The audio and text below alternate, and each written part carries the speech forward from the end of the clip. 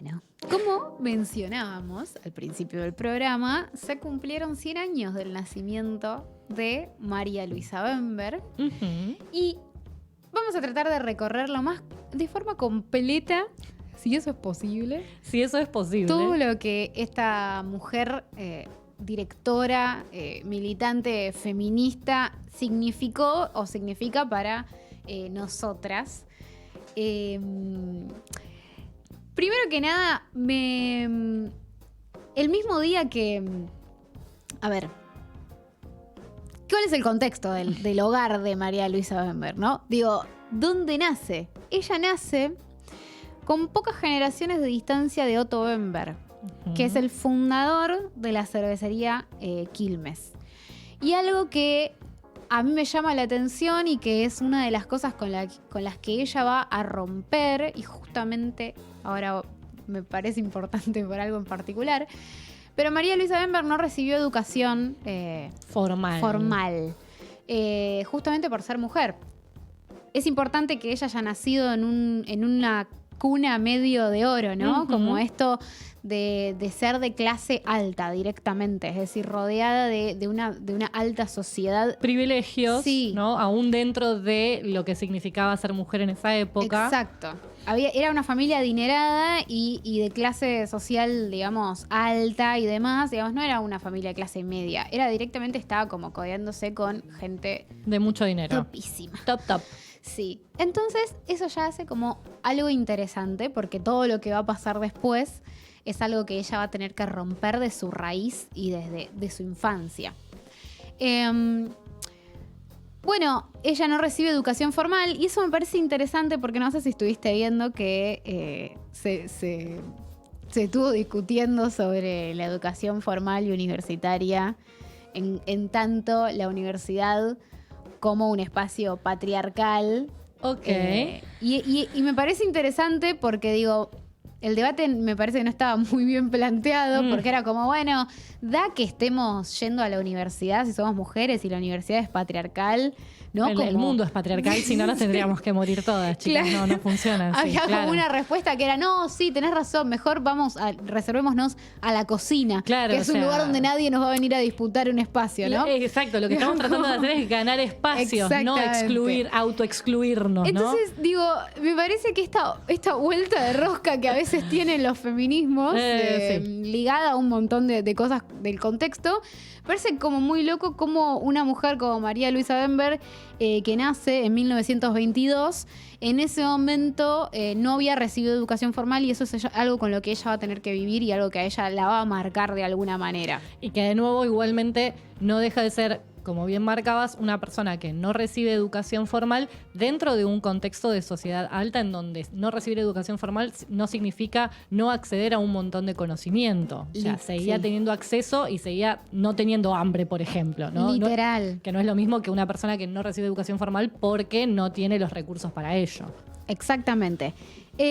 Acá me interesa hacer otro paralelismo, que es que el 17 de octubre de 1945... una multitud se movilizaba a Plaza de Mayo para exigir la liberación de Juan Domingo Perón. Y se sella el Día de la Lealtad Peronista, pero en ese momento, a la vez, se estaba casando María Luisa Bember con el arquitecto Carlos María Míguez, con quien luego tiene 4 hijos. O sea, el mismo día, eso me encanta, porque es como otro suceso histórico, se casa María Luisa Bember. Claro, no, y aparte esta idea de jugar con el paralelismo de cómo ella todavía seguía, digamos, cumpliendo todos esos mandatos de alguna manera, interesada o no en lo que fuera el movimiento del peronismo, la idea de que mientras algo tan fuerte estaba sucediendo, ella no estaba ahí siquiera observándolo, sino que estaba cumpliendo con el mandato de casarse como corresponde a una señora de bien. Sí, exactamente. Y en ese momento a ella le pasa algo, que es esto de no haber recibido educación formal, como vos dijiste muy bien antes, no es que ella no recibió una educación, sino que fue formada para otra cosa. Ella fue formada para ser una mujer del hogar, casarse y tener hijos. Una vez que ella se casa con este hombre y tiene 4 hijos, O sea, trató de cumplir Ella a cumplió, rajatabla. ya está, se terminó todo lo que ella necesitaba supuestamente o para lo cual ella había sido criada, cumplió con todos los mandatos. Eso es re interesante porque ella no los rompe antes de ejercerlos. Totalmente. Y dice algo que para mí es maravilloso, que es, hay que haber tenido 4 hijos para saber que no bastan. Lo cual me parece poderosísimo. Si querés podemos escuchar este primer fragmentito que trajimos de algo que dice María Luisa al respecto de justamente qué fue esto de su educación. Se dice de mí que soy una mujer mayor, o sea, grande. Y eso a mí me place, porque me hace sentir que he crecido. Creo que ninguna de ustedes que tenga menos de medio siglo de edad puede saber lo que fue ser joven en los años 40 y comienzo del 50.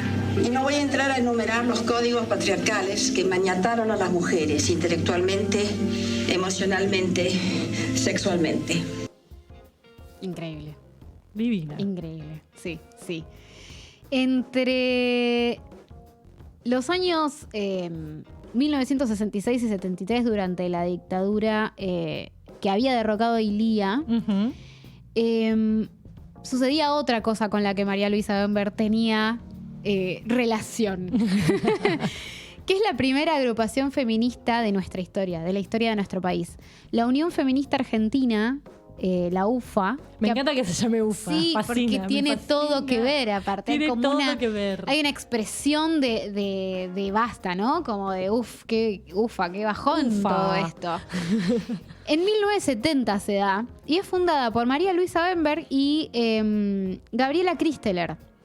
Me parece muy interesante esto justamente que ella nombra en este audio, este pequeño audio que escuchamos, de esta idea de haber sido criada en esa época y todo lo que eso significaba, todo el encorsetamiento que las mujeres sufrían en todos los ámbitos de su vida, que es algo que también me parece súper interesante de ella, de que es una feminista que ya en esta época igualmente también estaba hablando no solo de los derechos sociales, sino de los derechos sexuales de las mujeres, lo cual era ya doblemente escandaloso. Es un montón, Es un montonazo. Sí, es un montón. Para ese momento, en el 71, escribe el guión de Crónica de una señora, Sí. que luego dirige Raúl de la Torre, y ella en el 72 filma su primer cortometraje, que es El mundo de la mujer. Para ese momento, si no me equivoco, ya estaba divorciada, es decir, ya O había estaba por roto. ahí, algo, sí, pero sí. más lo que es importante es esto, es filma El mundo de la mujer, y creo que tenemos un recorte para escuchar lo que se hablaba en ese En ese cortometraje.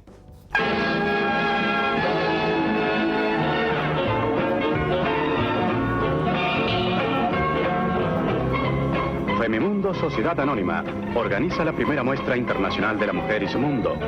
Todo lo nuevo que se produce en el país, modas y elegancia, belleza, cosmética, alimentación, artículos del hogar. Femimundo Sociedad Anónima, en base a profundos estudios y experiencias, realiza esta muestra dirigiendo sus intereses y apelando por primera vez al más poderoso factor de consumo de la época actual, la mujer.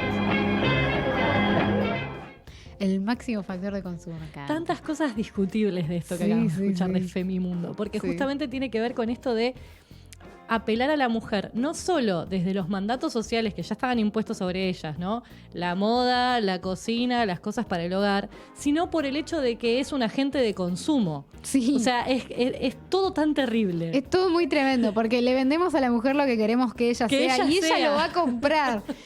Esto se filma en la exposición La Mujer y su Mundo, Sí. que se realiza en la Sociedad Rural de Palermo, y los textos que se leen están extraídos del catálogo de la muestra y de otra cosa más, que son fragmentos del libro azul de Para Ti, que Ay. era guía para saber cuál es la mujer ideal para cada hombre, cómo debe hacer para conquistarlo y conservar el amor. Necesito leer eso ya mismo Ya. para sufrir por esas mujeres. Exactamente, y obviamente del cuento de la Cenicienta. Por supuesto. El mundo de la mujer es un cortometraje que está en YouTube, se Sí. puede ver, se puede encontrar. Es tremendo, a mí me encanta. Que haya arrancado, lo primero que ella haya Tanta filmado haya sido tan potente justamente, y desde el registro documental, desde ir a mostrar lo mismo que estaba sucediendo, pero ponerle esas voces que resignifican, me parece potentísimo. Sí. Y algo, otra cosa increíble es, ella escribe luego Sí. Triángulo de Cuatro, que dirige luego Fernando Ayala. Sí, Ella cuando estaba- todavía escribía para otros, ¿no? Exacto. Tiene como un momento en el que no puede rápidamente insertarse como directora. Ella es una directora tardía en Ujú. cuanto a edad. Es una directora grande. De hecho, por eso también se dice un poco que por eso su filmografía es tan escueta. Claro. Porque no tuvo tanto tiempo para desarrollarse, luego se enferma y Pero demás. escueta, pero Inolvidable. increíble, claro. En el año 1978, mientras Argentina gana la Copa Mundial Masculina de Fútbol, Sí. realiza su segundo cortometraje, Juguetes. Y creo que tenemos Sí, algo sí. para escuchar de Juguetes. Pero claro, Cenicienta era dulce y resignada y jamás se quejaba de su condición. Cuando Cenicienta entró al palacio, todos quedaron maravillados. Era la muchacha más hermosa del baile. El príncipe la invitó a bailar. Leyes de la caballería. Afrontar cualquier peligro. No retroceder ante enemigo alguno. Milazo. Vencer o morir en la lucha. Contra cualquier amenaza. Claro. Bueno, este cortometraje no puedo decir mejor que el anterior porque para mí comparten una genialidad en el registro Totalmente. de ese mundo, y lo que hacen es en otra exposición de la rural, que justamente está dirigida a la niñez, vuelve a identificar la diferencia de los roles de género. Claro, y lo que hace es, para mí, justamente no podemos decir que es mejor que el anterior, sino que lo que hace es profundizar esa misma búsqueda, porque es como Claro. la mujer llega a esa exposición porque antes fue criada de esta manera. Entonces es como que profundiza la misma idea. Sí, y hay algo que obviamente no podía estar en el fragmento porque es el texto Sí. con el cual empieza el cortometraje, que ya expresa algo más como... Tiene una tesis, digamos. Claro, exactamente, y dice que desde la infancia las expectativas de conducta son distintas para cada sexo, se educa a los hijos de manera específica para que actúen de manera específica. Y dice que los cuentos y los juguetes no son inocentes, son la primera presión cultural, Claro. lo cual es como... O sea, un que si hay montón. una línea marcada, es esta, ¿no? Y creo que en este corto es donde justamente le pregunta a los nenes qué quieren Sí. ser y uno dice bombero, médico, arquitecto, esto, aquello. Maestra. Y todas dicen maestra. Una dice tenista, ojo. Una piensa ser tenista y ya es un montón. Sí, pero son todas maestras, quieren ser.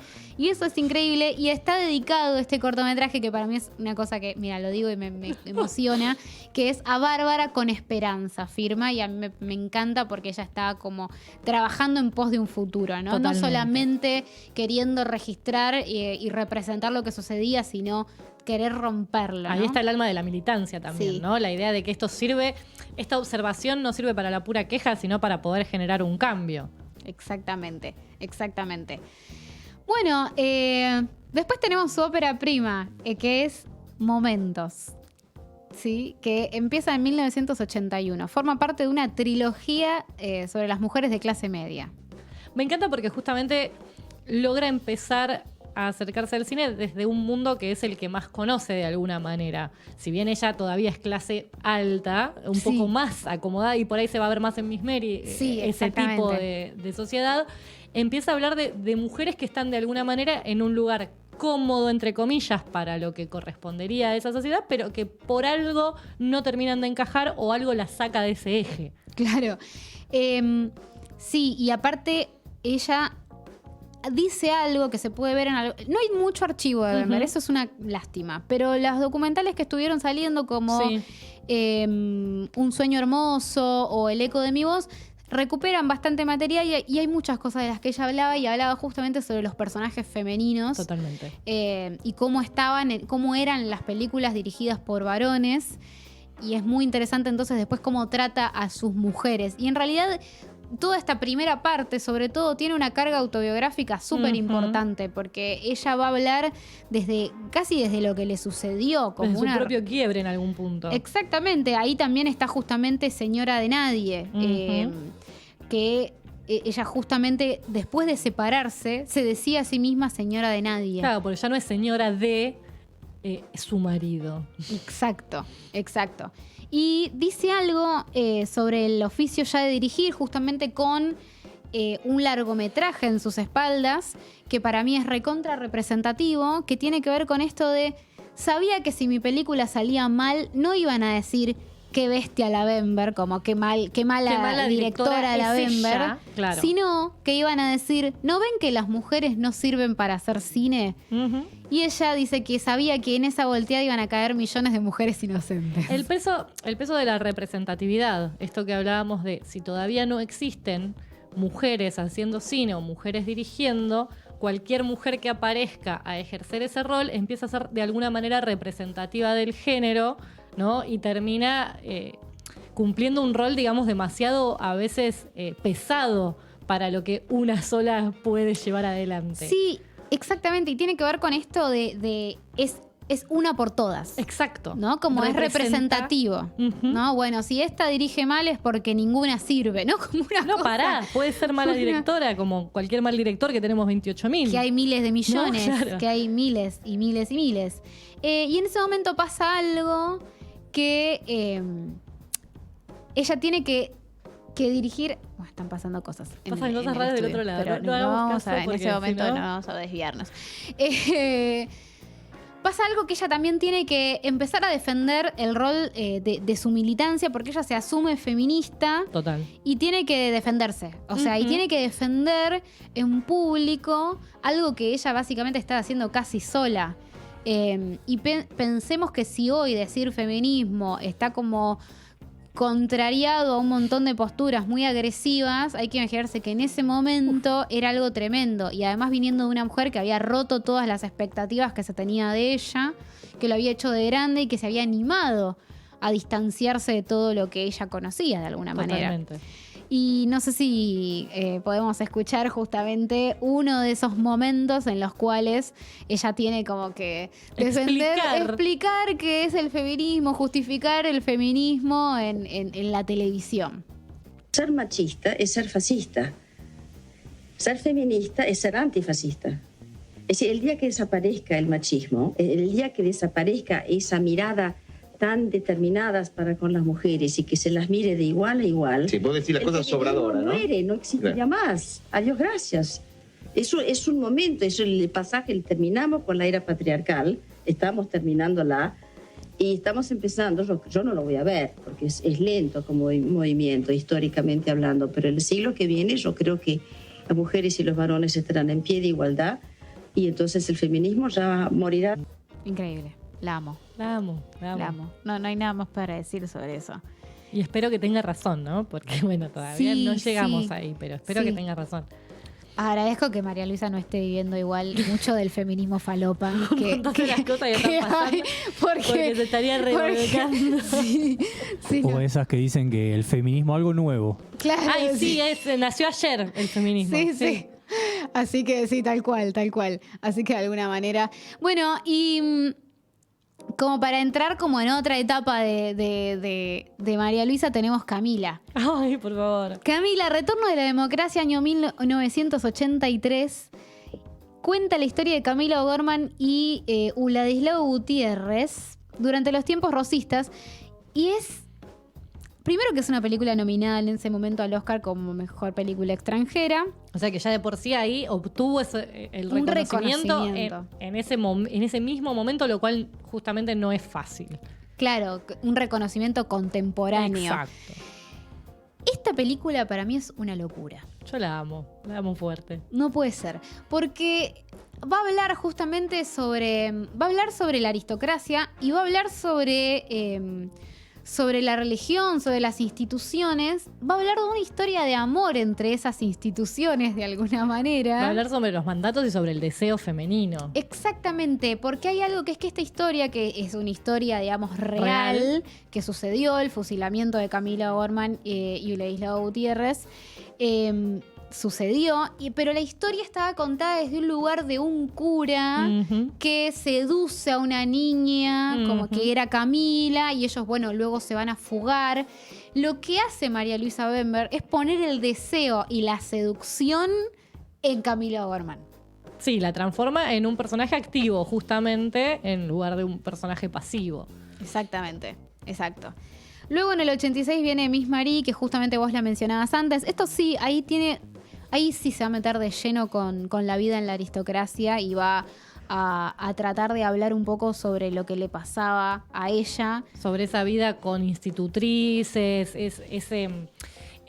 esa vida muy metida hacia adentro de ese hogar, ¿no? Sí. Como todo sucediendo en ese micromundo alejado del resto Claro. de la sociedad. Y qué pasaba con las nenas que querían ser distintas. Y ahí hay claramente una recuerdos, muchos recuerdos. Exactamente, la vida de ella, ¿no? 1945 está situada aparte Claro. la película. Luego viene Yo, la peor de todas, en el año 1990. Otro nombre hermoso, ¿no? Sí. Si Señora de Nadie es un nombre hermoso, Yo, la peor de todas, es fantástico. Total, que está ahora en Cinear Play para ver justamente con motivo del centenario. Cuenta la vida de Sor Juana. Sor Juana Inés de la Cruz. Sor Juana Inés de la Cruz, que retoma las palabras de Leonor Calvera, que dice fue la primera feminista del continente Ujú. americano. Y eso me parece como muy interesante, otra vez encontrando una historia. De nuevo, llevando la idea de la pasión, del sentimiento, del deseo, encima ahora no solo a un personaje histórico real como Camilo Gorman, sino un personaje ya mucho más ligado a la Iglesia Católica, pues estamos hablando de una monja directamente, ¿no? Que suele ser un ser muy asexuado. Exacto, tal cual. Y aparte hay una escena que creo que para mí la escena de la película, una de las escenas que no me olvido más, es en la que ella le hace a oler su mano. Ah, por Dios, me vuelve loca esa parte, porque no, es increíble. Y también me parece interesante esto de que tome figuras que tienen que ver con lo religioso y les dé un tinte tan personal y tan apasionado de esos personajes. Humano, ¿no? Que no necesita, que, digamos, cuestionar la institución porque no es el punto. El punto es agarrar un personaje que va a subvertir los órdenes de esas instituciones. Totalmente. No importa que los valores religiosos de Sor Juana sean X, sino importa lo que es ella Sí. y todo lo que ella Y desafió. y lo que a ella le costó justamente desenvolverse en un ámbito que no deja de estar tremendamente masculinizado también. Exactamente. Fue premiada esta película en Chicago, Cartagena, Venecia y La Habana. Tranca. Nada. Tranca. Y el último... Sí, vas a decir algo. No, siga. La última película de María Luisa es De eso no se habla, del 94, que justamente en esta película es en la que se basa Un sueño hermoso, que cambia de registro ahí. Cambia de registro, sí. Hace es algo verdad. más onírico, más raro. Es más rara la película. Porque aparte cambia de temática, como que empieza a irse para otros lugares, para otras búsquedas. Sí, habla... Trae, ¿no? Como como una relación de madre-hija. Ujú. Que eso es como muy María Luisa, pero digamos tenemos como esto de lo oculto, de justamente como un personaje distinto, toda esta participación del circo. Hay como una cosa distinta. Una cosa diferente, Marcello sí. Mastroianni. Sí, cosas raras que pasan. Está todo eso ahí. Y como para ir concluyendo, ella ya enferma escribe su última colaboración para el guión El Impostor, que Ujú. está basada en el cuento homónimo de Silvina Ocampo, que luego ella no puede dirigir y no puede ver, lo dirige Alejandro Masi, que es justamente quien hace El eco de mi voz, y finalmente fallece el 7 de abril de 1995 María Luisa Bember. Hace mucho tiempo que nos ha dejado. Pero Sí. bueno, creo que con esas pocas películas que hizo, como decíamos, es escueta su filmografía, pero muy pregnante. Sí. Si vos tuvieras que recomendar un programa María Luisa para decir hoy a la tarde me veo unas pelis de María Luisa porque nunca vi una película de María Luisa Bember. Para mí es impactante arrancar por los cortos. Sí, No solo porque fueron lo primero que hizo, justamente, sino por el registro que manejan. Me parece que es como muy fuerte ver que fue capaz de observar todo eso en ese momento y de ponerlo tan claramente en imágenes y en palabras, porque aparte juega mucho con esto de leer La Cenicienta. Muy y dinámico, aparte. Exacto. Me Sí. parece que si tenés poquito tiempo es como que entrarle a los cortos es fijo. Y yo no puedo no decir Camila porque es Camila, no me la puedo... Es como, Sí. ah, Bueno, la llevo en el corazón. si vos decís Camila, yo diría Los Cortos, Señora de Nadie Muy bien. y Camila. Me encanta. Como me parece que ahí está todo. Está todo. Ahí está todo. Después, Sí, si sí. quieren, siguen, obviamente. Por supuesto. Pero ahí está todo. Y son películas que están en YouTube en calidades deplorables, porque no vamos a hablar de la preservación audiovisual. Que ya lo vamos a retomar. Ya lo vamos a retomar en algún momento, pero bueno, tiene que ver justamente con eso. Y aprovechen también, si quieren, yo la peor de todas, que está en play.cine.ar de forma gratuita. Sí. Y está bueno, y aparte, como dijo Nancy, es un titulazo. Nancy, ¿algo que te quede para comentar sobre María Luisa para seguir celebrando este centenario? No, creo que ya lo hemos dicho, pero me parece que es importante retomar esta idea de que el cine argentino no sería el mismo sin María Luisa. O sea, realmente para nosotras es fundacional y creo que justamente por su condición de mujer, si bien fue reconocida, tuvo muchos premios, estuvo nominada al Oscar y todo lo que vos quieras, hay una cuestión de la directora mujer medio dejada de lado y creo que revitalizar esa imagen es importante. Creo que en algún momento había leído esto de que María Luisa Bember es la primera directora mujer, pero no en términos de que había habido mujeres que habían dirigido cosas, pero que es la primera en tener una carrera como directora, es decir, una continuidad, que no dirigió una película y no dirigió más, o lo que fuera. Ella es como la primera directora de nuestro país. Y con un discurso también tan marcado, Sí. un discurso propio, ¿no? Sí. O sea, con algo para Como decir, autora. como autora, me parece que es como súper importante. Sí, totalmente. Así que bueno, la verdad queríamos dedicarle unos cuantos minutos para hablar de María Luisa Bember, que es fundamental, así que nos vamos a escuchar algo para Dale. descansar. Y bueno, si de personajes femeninos hablamos, no puedo no nombrar Promising Young Woman. Sí. Así que tenemos un personaje ahí que toma mucho las riendas de la acción durante el transcurso de este film. Así que vamos a escuchar un temita que suena ahí, que se llama Come Help the Way I Feel, de Lily and Madeleine.